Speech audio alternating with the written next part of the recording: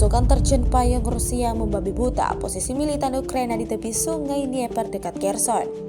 Rekamannya ramai beredar di media sosial Telegram pada Selasa 6 Juni 2023. Penyambut angkatan bersenjata Ukraina menduduki rumah-rumah di daerah Dech dan terus berusaha mendapatkan pijakan di sekitar tepi kiri sungai Dnieper.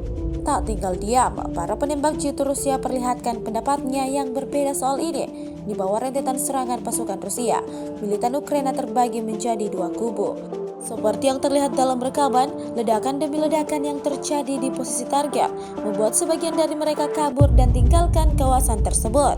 Sebagian lagi berusaha tetap bertahan dan merespons serangan pasukan Rusia, meski pada akhirnya mereka tewas mengenaskan.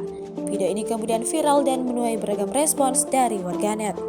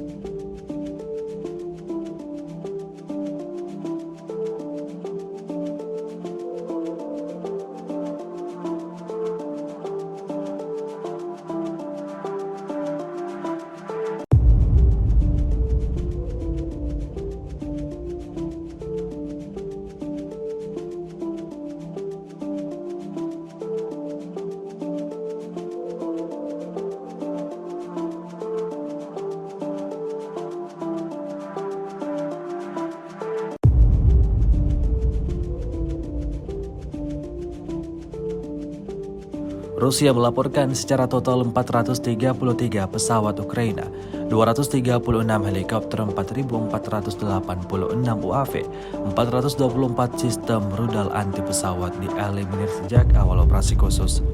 Sementara itu dari kubu Kiev, Kementerian Pertahanan Ukraina melaporkan 410 tentara Rusia dieliminir dalam sehari terakhir.